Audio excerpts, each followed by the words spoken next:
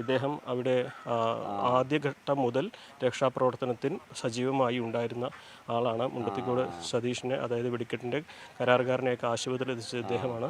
ഉണ്ണിയേട്ടാ, ഇന്നലത്തെ ഒന്ന് ഓർത്ത് പറയാൻ പറ്റും? ഓർത്ത് പറയാമെന്ന് വെച്ചാൽ ഞാൻ വീട്ടിൽ നിന്ന് ഇങ്ങനെ ഒരു മിനിറ്റ് ഞാൻ വീട്ടിൽ കിടക്കായിരുന്നു. വീട്ടിൽ കിടക്കുമ്പോൾ സേമ്പള പൊട്ടം നമുക്കറിയാം. അപ്പോൾ സാഹചര്യം തിങ്ങ മരുന്ന് കൂട്ടി കഴിഞ്ഞാൽ സേമ്പിൾ പറഞ്ഞ് പൊട്ടിക്കും. ഇത് പൊട്ടിക്കല്ല ചെയ്തത് വെച്ചിങ്ങ ജനൽ ഒഴുങ്ങി. അപ്പോൾ ഈ കാര്യം മനസ്സിലായി, ഇത് നടക്കുന്ന കേസല്ല.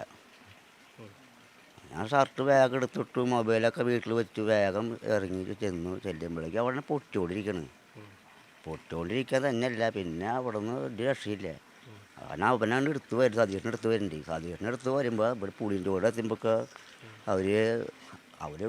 അവനവിടെ വെച്ചു. അവനെ വെച്ചു എന്ന് പറയാനല്ല, പൊട്ടിക്കൊണ്ടിരിക്കുമ്പോൾ ഞാൻ പിന്നെ തെറി വിളിച്ച് പറഞ്ഞു. പിന്നെ പൊട്ടിക്കൊണ്ട് വരുന്നുണ്ട്, ഇപ്പം രക്ഷപ്പെടുത്തണ്ടേക്ക്. അവൻ ഒറ്റ വാക്ക് വന്നിട്ടുള്ളൂ, ഉണ്ണീഷ്ണക്ക് വെള്ളം വേണം, എന്നെ മിഷാനിൽ കൊണ്ടുപോകണമെന്നാണ് അവൻ പറഞ്ഞ വാക്ക് വന്നിട്ടുള്ളൂ. അവന് കാല് പിടിക്കുമ്പോൾ വഴുക്കൻ്റെ കൈയൊക്കെ.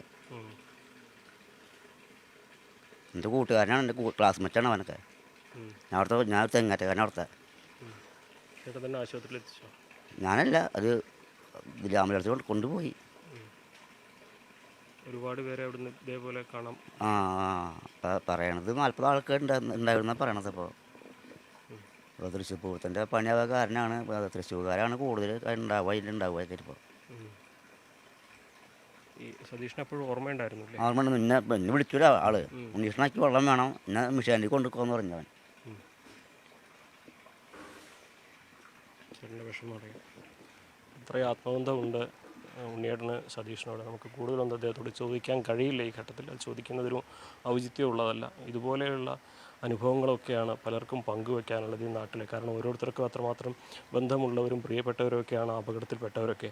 അപ്പോൾ അതുകൊണ്ട് തന്നെ ഈ ഒരു ദുരന്തത്തിൻ്റെ ആഘാതം, അതിൽ നിന്ന് ഈ നാട് അത്ര വേഗമൊന്നും രക്ഷപ്പെടില്ല, മുക്തരാവില്ല എന്ന് തന്നെ വേണം ഇവിടെ നമ്മൾ ഓരോരുത്തരോടും സംസാരിക്കുമ്പോഴും അവരുടെ അനുഭവങ്ങൾ ചോദിക്കുമ്പോഴൊക്കെ മനസ്സിലാക്കുവാൻ.